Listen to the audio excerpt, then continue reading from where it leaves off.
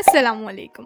آج کا ٹاپک ہے 40 حدیثیں جو آپ کی زندگی کو بدل دے گی۔ حدیث کے ساتھ ساتھ آپ کو تفسیر بھی بتائی جائے گی تاکہ آپ کو اچھے سے، لیکن اس سے پہلے اگر آپ میرے چینل میں نئے ہیں تو میرے چینل کو سبسکرائب اور میری ویڈیو پسند آئے تو لائک شیئر ضرور کریں۔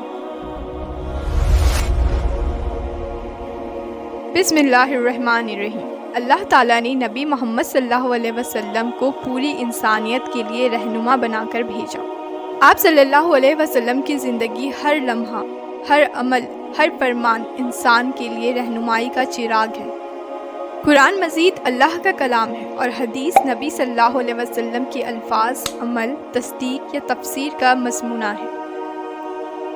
قرآن کے بعد سب سے بڑی دلیل حدیث ہی ہے۔ اللہ تعالیٰ نے قرآن میں فرمایا، جو رسول صلی اللہ علیہ وسلم تمہیں دے دیں اسے لے لو اور جس سے منع کرے اسے رک جاؤ۔ اس آیت سے واضح ہے کہ آپ صلی اللہ علیہ وسلم کا ہر حکم واجب الاتباع ہے۔ حدیث کے ذریعے ہمیں قرآن کا عمل میں اظہار، عبادت کا طریقہ، معاشرتی آداب اور انسانی اخلاق کے سب سے بہترین نقشہ ملتا ہے۔ حدیث نمبر 1، نبی صلی اللہ علیہ وسلم نے فرمایا، ایمان یہ ہے کہ تم اللہ پر، اس کے فرشتوں پر، اس کی کتابوں پر، اس کے رسولوں پر، آخری دن پر اور تقدیر پر، اس کے اچھے اور برے دنوں پر ایمان لاؤ۔ اس حدیث کا تفسیر یہ ہے کہ ایمان صرف زبان کا اقرار نہیں، دل کا تصدیق اور عمل کا اظہار ہے۔ یہ حدیث ایمان کے 6 ارکان بیان کرتی ہے۔ اگر ان میں سے کوئی ایک انکار کرے تو ایمان مکمل نہیں ہوتا۔ حدیث نمبر 2، آپ صلی اللہ علیہ وسلم نے فرمایا، تم میں سے کوئی مومن نہیں ہو سکتا جب تک اپنے بھائی کے لیے وہی پسند نہ کرے جو اپنے لیے پسند کرتا ہے۔ اس حدیث کا تفسیر یہ ہے کہ یہ حدیث ایمان کو صرف عبادت تک محدود نہیں رکھتی بلکہ معاشرتی اخلاق کو بھی ایمان کا حصہ بناتی ہے۔ حدیث نمبر 3، اسلام 5 بنیاد پر قائم ہے: شہادت، نماز، زکوٰۃ، روزہ اور حج۔ اس کا تفسیر یہ ہے کہ نماز اسلام کا دوسرا رکن ہے جو ہر مومن کے لیے فرض ہے۔ حدیث نمبر 4، نماز دین کا سکون ہے۔ حدیث نمبر 5، جو رمضان کا روزہ ایمان اور ثواب کی نیت سے رکھے اس کے پچھلے گناہ معاف ہو جاتے ہیں۔ حدیث نمبر 6، صدقہ دینے سے مال کم نہیں ہوتا۔ حدیث نمبر 7، مبرور حج کا بدلہ صرف جنت ہے۔ حدیث نمبر 8، مجھے بہترین اخلاق مکمل کرنے کے لیے بھیجا گیا ہے۔ حدیث نمبر 9، مسلم وہ ہے جس سے دوسرے مسلم اس کی زبان اور ہاتھ سے محفوظ رہیں۔ حدیث نمبر 10، جو اللہ اور آخری دن پر ایمان رکھتا ہے وہ صرف اچھی باتیں کرے یا چپ رہے۔ اس حدیث کا تفسیر، انسان کو صرف اچھی باتیں کرنی چاہیے، یا تو وہ اچھی باتیں کرے یا پھر اپنا منہ بند رکھے یا پھر وہ خاموش رہے۔ حدیث نمبر 11، وہ ہم میں سے نہیں جو ہمارے چھوٹے پر رحم نہ کرے اور بڑے کی ادب نہ جانے۔ حدیث نمبر 12، جبریل علیہ السلام نے مجھے بار بار پڑوسی کا حق کے بارے میں وصیت کی، حتیٰ مجھے لگا کہ وہ اسے وارث بنا دیں گے۔ حدیث نمبر 13، تم میں سے بہترین وہ ہے جو اپنے گھر والوں کے لیے بہترین ہو، اور میں اپنے گھر والوں کے لیے سب سے بہترین ہوں۔ آخرت میں حدیث نمبر 14، دنیا مومن کے لیے قید خانہ ہے اور کافر کے لیے جنت۔ حدیث نمبر 15، قبر یا تو جنت کا باغ ہے یا جہنم کا گڈھا۔ حدیث نمبر 16، موت جو لطف کو توڑ دیتی ہے اس کا اکثر ذکر کرو۔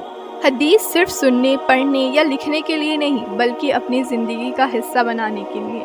ہر حدیث ایک نظام زندگی کا حصہ ہے، بہترین مومن بناتا ہے۔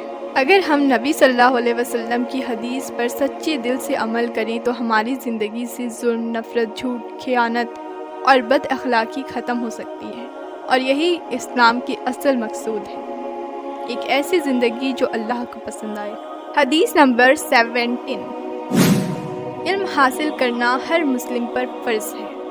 اس کا تفسیر یہ ہے کہ یہ علم صرف دین کا نہیں بلکہ ہر وہ علم جو انسان اور معاشرے کے لیے فائدہ مند ہو، اور معاشی علم انسان کو اللہ کے قریب کرتا ہے، اور دنیا کا علم انسان کو دنیا میں بہترین طریقے سے جینے کا ہنر دیتا ہے۔ حدیث نمبر 18، جو کوئی علم حاصل کرنے کے لیے راستہ اختیار کرے اللہ اس کے لیے جنت کا راستہ آسان کر دیتا ہے۔ اس کا تفسیر یہ ہے کہ علم صرف زبان کا زیور نہیں بلکہ روح کا نور ہے اور جو آخرت کے راستے کو روشن کر دیتا ہے۔ حدیث نمبر 19، تم میں سے بہترین وہ ہے جو قرآن سیکھے اور دوسروں کو سکھائے۔ حدیث نمبر 20، جو صبر کرتا ہے اللہ اسے صبر کی توفیق دیتا ہے۔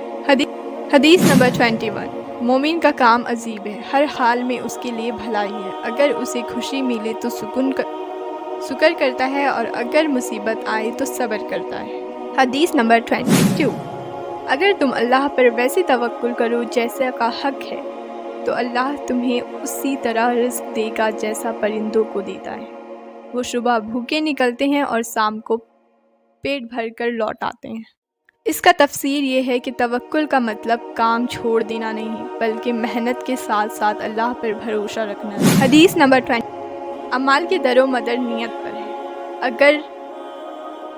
اس کا تفسیر یہ ہے کہ اگر نیت صاف ہو تو چھوٹا اعمال بھی اللہ کے نزدیک بہت بڑا بن جاتا ہے۔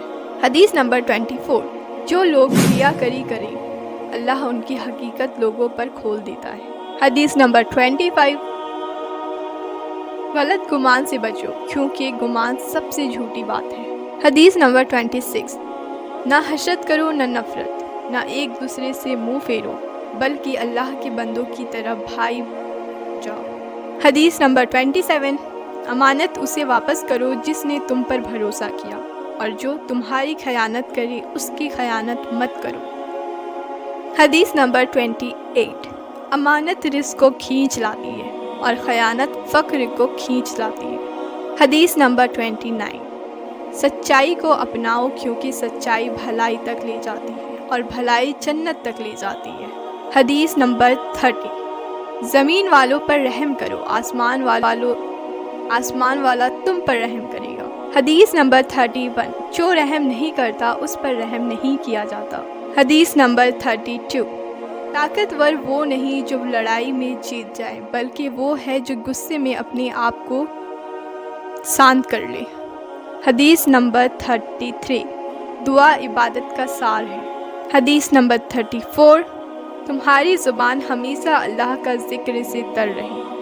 حدیث نمبر 35، جو ہر نماز کے بعد آیت الکرسی پڑھے اس کے لیے صرف موت ہی جنت میں داخل ہونے سے روکے گی، یعنی کہ اس کے اور جنت کے درمیان صرف موت ہوگی، ادھر موت آئی اور ادھر وہ جنت میں داخل ہو جائے گا۔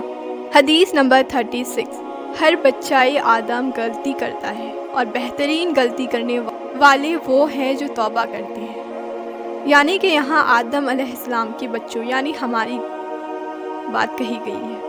حدیث نمبر 37، اللہ اپنے بندے کی توبہ پر خوش ہوتا ہے۔ حدیث نمبر 38، جو گناہ سے توبہ کرے وہ ایسے ہیں جیسے ان سے کبھی گناہ کیا ہی نہ ہو۔ حدیث نمبر 39، دنیا میں ایسے رہو جیسے تم ایک مسافر ہو یا راستہ یا مسافر۔ حدیث نمبر 40، جس کا مقصد آخرت ہو اللہ اس کے دل کو بے نیازی سے بھر دیتا ہے۔ یہ تھے 40 حدیثیں۔ نبی صلی اللہ علیہ وسلم کی حدیث انسان کی زندگی کا پورا نقشہ بناتی ہے۔ عبادت، معاشرتی زندگی، اخلاق، تعلق باللہ اور آخرت کا سفر۔ اگر ہم صرف سنت کا ایک حصہ اپنائیں تو زندگی میں نور، برکت اور سکون آ سکتا ہے۔ اللہ تعالی ہمیں نبی صلی اللہ علیہ وسلم کے فرمانوں پر عمل کرنے کی توفیق دے۔